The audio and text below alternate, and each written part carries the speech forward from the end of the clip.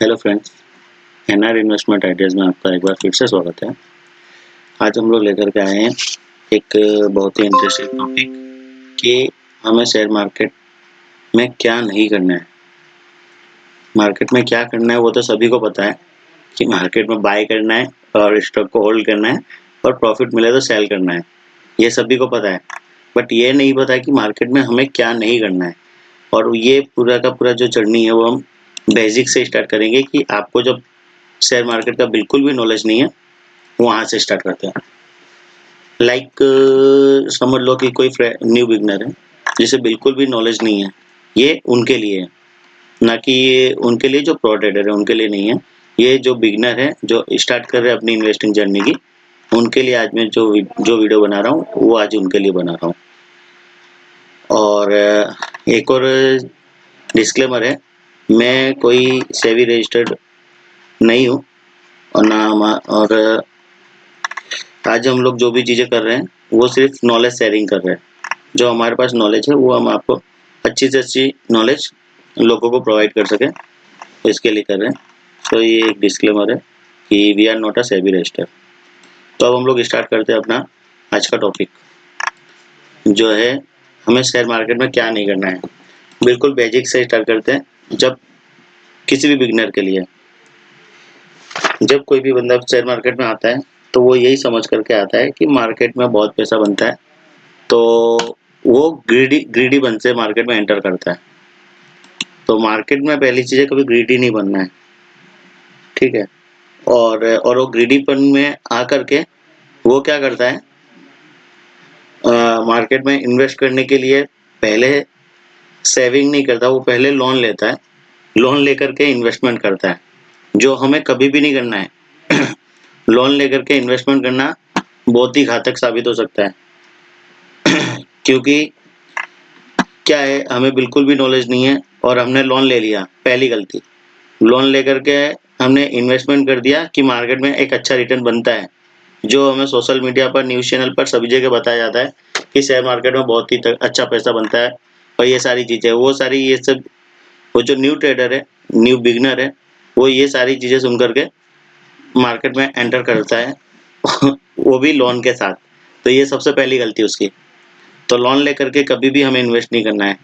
अगर मार्केट अच्छा है तो आपको रिटर्न अच्छा मिलेगा, आपने लोन लेकर के डाला पैसा, लेकिन जब बियर मार्केट हुआ, मार्केट की कंडीशन खराब हुई, तो आप ऐसा स्टक हो गए कि आप निकल भी नहीं सकते हैं उस सिचुएशन से, और फिर आप मेंटली परेशान हो जाओगे कि लोन का ईएमआई तो हमें भरना ही है। तो पहली चीज़, लोन लेकर के हमें इन्वेस्टमेंट बिल्कुल नहीं करना है। ये फर्स्ट थिंग है मार्केट में बिगनर के लिए, कि मार्केट में क्या करने से बेहतर है, क्या नहीं करना है।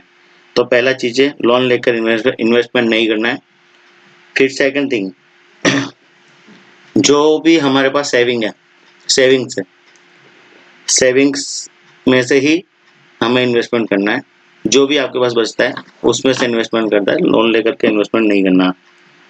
ना कि फिर तीसरी चीज़ ये है कि हमारे पास जो भी हमारा कोर इन्वेस्टमेंट है, जैसे कि पीपीएफ है, सेविंग्स अकाउंट, सेविंग्स है, एफडी है, और जो भी, जैसे कि मान लो अगर प्रॉपर्टी है, तो ऐसा नहीं करना है कि हमें वो प्रॉपर्टी का हमें रेंट भी आ रहा है, तो ऐसा नहीं करना है कि हमें प्रॉपर्टी सेल करके शेयर मार्केट में इन्वेस्टमेंट कर देना है। ऐसा नहीं करना है, क्योंकि शेयर मार्केट रिस्की होता है और ये न्यू ट्रेडर के लिए है, ठीक है। तो एक ये चीज़ है, हमें ये नहीं करना है।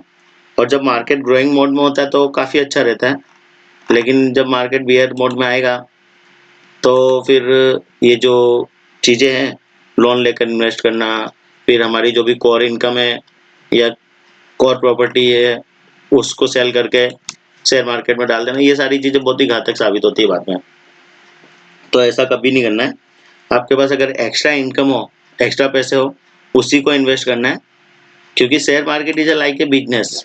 इसे हमें बिजनेस की तरह ट्रीट करना है, ना कि वो जो बोलते हैं ना लोग, सट्टे की तरह, उस तरीके से ट्रीट नहीं करना हमें। हमें उसे एज ए बिजनेस की तरह ट्रीट करना है, ठीक है। फिर मार्केट में हमेशा बने रहने के लिए सीखते रहना जरूरी है। नेवर स्टॉप लर्निंग, कभी भी हमें अपनी लर्निंग बंद नहीं करनी मार्केट में, क्योंकि मार्केट हमें रोज नया ना कुछ सिखाते ही रहता है। सो मार्केट से काफी कुछ सीखा जा सकता है और उसे सीखते रहना चाहिए। तो कभी भी वो चीज भी नहीं करना है। फिर थर्ड वन है, अब लोग मार्केट में न्यू ट्रेडर ने पैसा ला दिया लोन से और डाल दिया किसी स्टॉक में, और वो भी कैसे डाला, उसने लर्निंग नहीं की, उसने किसी और के कहने पर ट्रेड में पैसा डाल दिया। ठीक है, तो अब ये उसकी सबसे बड़ी गलती है, फोर्थ वन, कि उसने बोरोइंग कन्विक्शन पर इन्वेस्टमेंट कर दिया। और बोरोइंग कन्विक्शन मार्केट का सबसे बहुत ही खराब पार्ट्स है, कि बोरोइंग कन्विक्शन पर कभी भी इन्वेस्टमेंट नहीं करना है। आज किसी ने हमें कहा कि भाई ये स्टॉक में इन्वेस्ट करते काफी अच्छा है, तो ऐसा नहीं करना है। हमें खुद की स्टडी करनी है, हमको अच्छा लगता है, सारे पैरामीटर चेक करने हैं स्टॉक्स के, उसके बाद ही इन्वेस्टमेंट करना है। ऐसा नहीं कि किसी ने बोला और हमने आंख बंद करके डाल दिया, क्योंकि जिस बंदे ने आपको बताया है वो उस कंपनी के बारे में बहुत ही अच्छे से जानता है। उसे पता है कि कंपनी किस तरीके की कंपनी क्या बिजनेस करती है, कंपनी का फ्यूचर ग्रोथ क्या है, कंपनी आगे कैसे कर सकती है, उसने वो कंपनी पढ़ी हुई है, बट आपने नहीं पढ़ी। तो इसलिए कभी भी कोई बोरो कन्विक्शन लेते हो तो फर्स्ट ऑफ ऑल आपको कंपनी रीड करनी है। रीड करने के बाद ही इन्वेस्टमेंट करना है, ना कि उसने बोला हमने बाय कर लिया, क्योंकि उसके बाय करने का रीजन अलग है और आपके बाय करने का रीजन अलग है। अगर वो कंपनी वहां से नीचे गिरती है तो वो जो बंदा है सामने वाला, वो बना रहेगा कंपनी में, बट आप इतना फॉल नहीं देख पाओगे और आप निकल जाओगे और उसके बाद कंपनी भाग जाएगी। तो बोरो कन्विक्शन में मैंने जनरली देखा हुआ है कि ऐसा भी काफी होता है। फिर उसके बाद फिर लोग क्या करते हैं, ब्लेम करते हैं लोगों को कि उसने बताया था तो मैंने ले लिया और आज मैं इतना लॉस में बैठा हूँ। तो ये चीज कभी नहीं करनी है। फिर उससे भी खतरनाक चीज है मार्केट में, आजकल बहुत ही ट्रेंड आ गया है इंट्राडे और एफएनओ। तो पहले इंट्राडे और एफएनओ वो भी नहीं करना मार्केट में। आप ट्रेडिंग के लिए अगर कोई कर रहा है ठीक है, बट नॉलेज के साथ, नॉलेज है अच्छा तो कर सकते हो। बाकी सेबी ने भी कहा है कि 90% लोग एफएनओ में पैसा गवाते हैं, 10% लोग ही पैसा बनाते हैं। तो अब आपको लगता है कि आपको 10% में आते हैं तो फिर आप कर सकते हो, कोई इश्यू नहीं, बट एफएनओ से दूर रहना ही काफी अच्छा है, और इंट्राडे से भी। ये दोनों मार्केट के वो पार्ट है, ये एफएनओ और ये इंट्राडे, जो आपके पूरे के पूरे पोर्टफोलियो को वाइप आउट कर सकते हैं। तो मार्केट में यह भी नहीं करना है कि हमें इंट्राडे और एफएनओ से दूर रहना चाहिए। फिर उसके बाद आता है मार्केट में रूमर्स।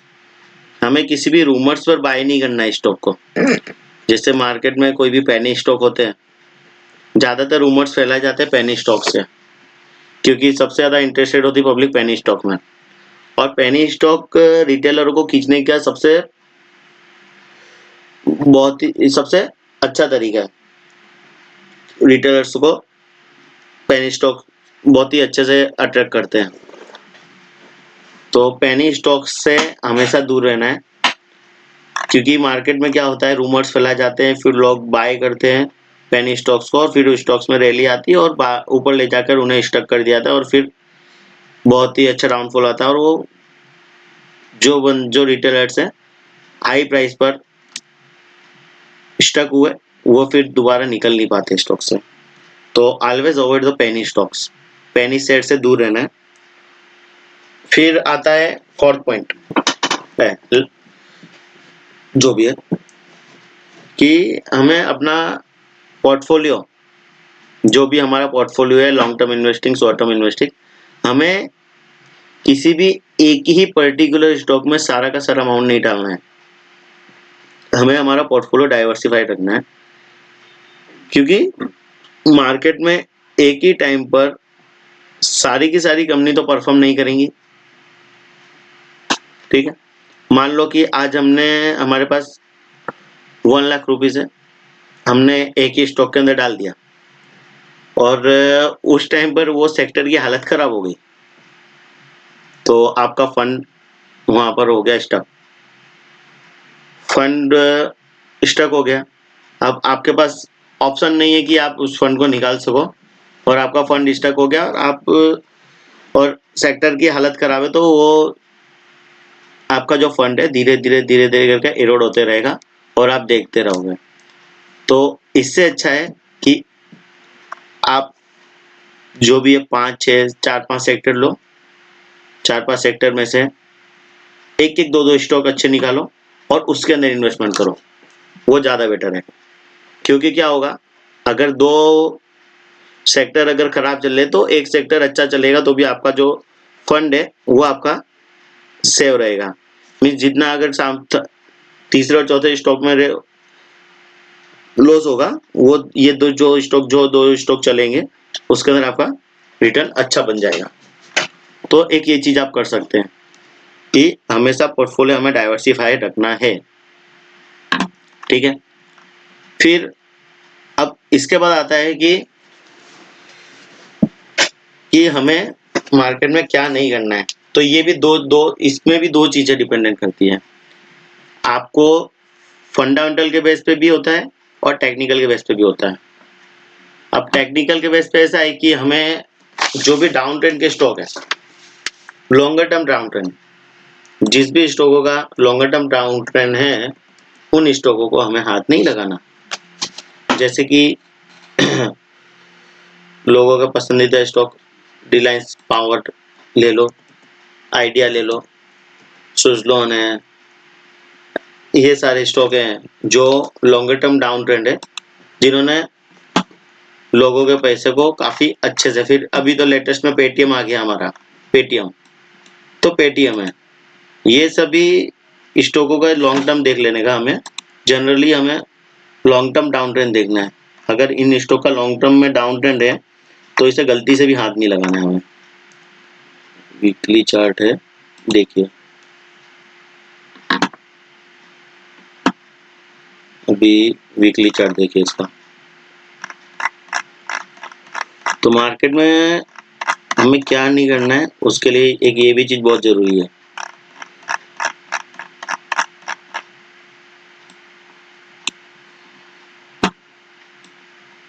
देखिए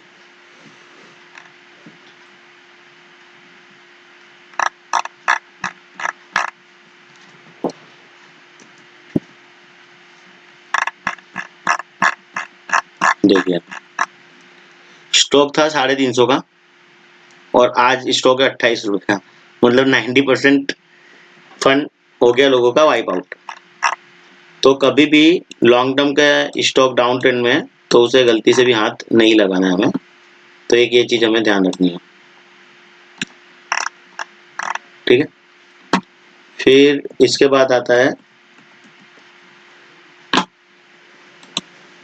सुजलॉन देख लो, या अभी चलो पेटीएम देख लेते हैं। पेटीएम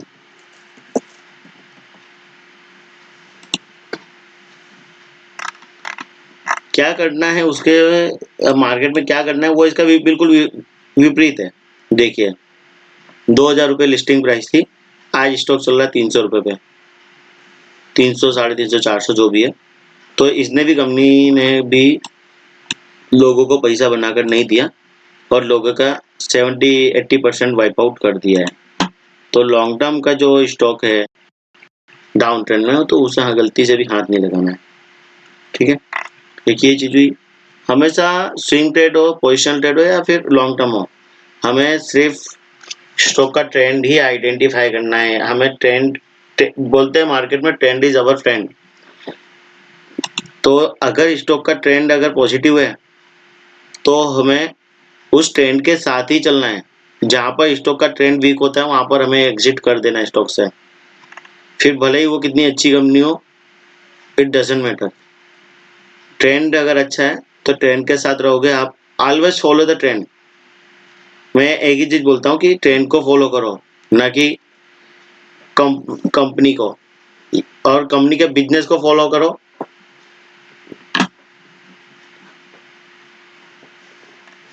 कंपनी के बिजनेस को फॉलो करना है, ना कि कंपनी के स्टॉक के प्राइस को। ठीक है, कंपनी का बिजनेस अच्छा है तो प्राइस फिर से रिकवर कर जाएगा, और ट्रेंड अगर वीक होता है तो हमें शॉर्ट टर्म और लॉन्ग टर्म की जो भी पोजीशन है वो उस हिसाब से एग्जिट कर देना चाहिए। तो एक कोट है, वो याद रखना, ट्रेंड इज अवर फ्रेंड। तो ट्रेंड को हमेशा फॉलो करना चाहिए। फिर उसके बाद है फंडामेंटल। फंडामेंटल भी सेम है। फंडामेंटल के बेस पे अगर आपको देखना है कि मार्केट में क्या नहीं करना है, तो सबसे पहले किसी भी कंपनी का हमें फंडामेंटल चेक करना है। जैसे कि अभी एग्जांपल के लिए पेटीएम ही देख लेते हैं, क्योंकि ये लेटेस्ट है। बाकी सुजलोन और रिलायंस पावर ये तो सभी बहुत पुरानी है। देखिए, कंपनी का मार्केट कैप 24,000 करोड़ का है और कंपनी का रिटर्न ऑफ इक्विटी नेगेटिव है। हमें ये पॉइंट देखकर ही आगे चेक नहीं करना है कि कंपनी का फंडामेंटल क्या है। देखिए, कंपनी का नेट प्रॉफिट, अभी तक इसने कभी भी प्रॉफिट नहीं किया है, और इस कंपनी में आप क्या सोच करके इन्वेस्टमेंट करोगे। सो कहने का मतलब ये है कि हमेशा कंपनी के फंडामेंटल भी चेक करने चाहिए। अगर कंपनी का फंडामेंटल अच्छा है तो ठीक है, बट कंपनी का फंडामेंटल खराब है तो भी कंपनी को अवॉइड कर देना चाहिए। और फंडामेंटल में भी काफ़ी सारे पॉइंट होते हैं जो हम आगे के वीडियो में डिस्कस करेंगे। अभी के लिए सिर्फ इतना है कि कंपनी का फंडामेंटल है, अगर टॉप लाइन और बॉटम लाइन अगर इसकी नेगेटिव है तो हमें स्टॉक में इन्वेस्ट नहीं करना है, क्योंकि कंपनी धंधा ही नहीं कर रही, वो हमें कमा कर क्या देगी। सिंपल सा लॉजिक है, और मार्केट में कोई रॉकेट साइंस यूज नहीं होता, सिर्फ लॉजिक ही यूज होते हैं जहाँ तक मुझे पता है। सो एक ये चीज है। फिर होता है मार्केट में पेशेंस। हमें कंपनी का फंडामेंटल पता है, काफी अच्छा है, टेक्निकल पता है, अच्छा है, ठीक है, बट हमारे पास वो पेशेंस लेवल नहीं होता कि हम कंपनी को होल्ड कर सकें। अभी लेटेस्ट कंपनी थी लेटेंट व्यू। देखिए, कंपनी चल रही है काफी अच्छी, राउंडिंग बॉटम बनाया, और यहाँ पर देखिए लॉन्गर टर्म इसका डाउन था, यहाँ पर नहीं करना इन्वेस्टमेंट, बट यहाँ पर इसने एक बेस बनाया, और इसके बाद यहाँ से इसका ट्रेंड चेंज हो रहा है, तो यहाँ पर हमें एंट्री, कहीं पर भी लोगे आपको अच्छा रिटर्न देगी कंपनी, पर देखना है हमेशा वीकली या फिर मंथली टाइम फ्रेम पर। ये देखिए, डेली में मैं आपको एक बताता हूँ, कंपनी में छोटे मोटे फॉल आते रहते हैं। अभी ये कंपनी का ट्रेंड अच्छा है, हायर हाई बना रहा है। यहाँ पर ये थोड़ा सा मार्केट में गिरावट थी, उसकी वजह से नीचे आया, बट कंपनी का चार्ट पैटर्न अच्छा था, फंडामेंटल अच्छे थे, और पैसेंस कहाँ काम आता है देखिए मैं बताऊँ। देखिए, दिख रहा है आपको लेवल, ये लेवल था 543 का, यहाँ पर किसी ने एंट्री की, सब कुछ अच्छा ही है कंपनी का। देखिए, चार्ट पैटर्न अच्छा है, ट्रेंड अच्छा है, देखिए ट्रेंड भी इसका अप ट्रेंड है, बट यहाँ पर पैसेंस काम आता है। आपका कंपनी का ट्रेंड अच्छा है, आपने अप ट्रेंड की कंपनी ली है, तो क्या होता है देखिए, जनरली ये अपना लेटेंट व्यू का ये चार्ट पैटर्न है, ये कंसोलिडेशन फेज है, और यहाँ पर किसी ने ये ब्रेकआउट स्टॉक ले लिया, मीन्स ये वाली कैंडल पे, ये जो कैंडल है ये वाली कैंडल, ठीक है, यहाँ पर किसी ने स्टॉक ले लिया 520 या 25 रुपए पे। उसके बाद कंपनी ने काफी अच्छा टाइम पास किया, ट्रेंड पॉजिटिव है, टाइम पास करने के बाद मार्केट में अचानक फॉल आया, 540 रुपए से स्टॉक ने बॉटम लगाया कितने का, 431। मीन्स यहाँ पर अच्छे से अच्छे बड़े लोग होंगे जिनका पैसेंस लेवल खत्म हो गया होगा, तो उन्होंने ये कर दिया यहाँ पर एग्जिट। कितना 540 से 434, मतलब हुआ 20%। ठीक है, अब पेशेंस लेवल यहाँ पर काम आता है। हमें कंपनी का फंडामेंटल पता है, चार्ट का ट्रेंड पता है, ट्रेंड अभी वीक नहीं हुआ है, ट्रेंड वीक होता है यहाँ पर 400 के नीचे जाता है तो, ठीक है, या फिर ये लेवल के नीचे जाता है तो 430 के, तो ट्रेंड भी वीक नहीं हुआ, तो यहाँ पर निकलना कुछ भी, निकलने के लिए कंपनी से कोई भी एग्जिट पॉइंट नहीं बनता। ठीक है, तो अब जिसके पास पेशेंस लेवल कम होगा वो यहाँ पर एग्जिट कर ही दिया होगा 20% फॉल डाउन पे, और उसके बाद देखिए कितनी शार्प रैली आई और मार्केट पूरा रिकवर कर दिया, और वहाँ से भी जो लेवल था वहाँ से भी 10% अब जा करके नीचे रिटेस्ट करने आया, और अभी ये ट्रेंड को कंटिन्यू कर रहा है। तो कहने का मतलब यही है कि हमें लॉन्ग टर्म या शॉर्ट टर्म के लिए कोई भी स्टॉक हम लेते हैं तो उसका ट्रेंड जरूर देखना चाहिए टेक्निकल टर्म में। तो ऑलवेज फॉलो द ट्रेंड, ना कि स्टॉक की प्राइस। तो यही था कि हमें ट्रेंड को ही फॉलो करना है। ठीक है, बस यही एक छोटा सा वीडियो था आज हम लोग लेकर के आए थे आपके लिए, और काफ़ी लोगों की डिमांड भी थी कि इस टॉपिक पर वीडियो लाया जाए कि मार्केट में क्या नहीं करना है। मार्केट में क्या करना है वो तो सभी को पता है, बट मार्केट में क्या नहीं करना है उसके ऊपर एक वीडियो की डिमांड थी, तो आज हम लेकर के आए थे। और ऐसे ही आगे भी इंफॉर्मेटिव वीडियो लाते रहेंगे, तो आप लोगों का साथ रहेगा, तो आगे भी ऐसे इंफॉर्मेटिव वीडियो लाते रहेंगे। ये हमारा चैनल है एनआर इन्वेस्टमेंट आइडियाज़, तो आप अपने फ्रेंड्स के साथ, दोस्तों के साथ या अपने कलीग के साथ शेयर कर सकते हो, और ऐसे इंफॉर्मेटिव वीडियो और ऐसी नॉलेज उनको भी प्राप्त हो। सो तब तक के लिए अब हम मिलेंगे नेक्स्ट वीडियो में, तब तक के लिए बाय बाय।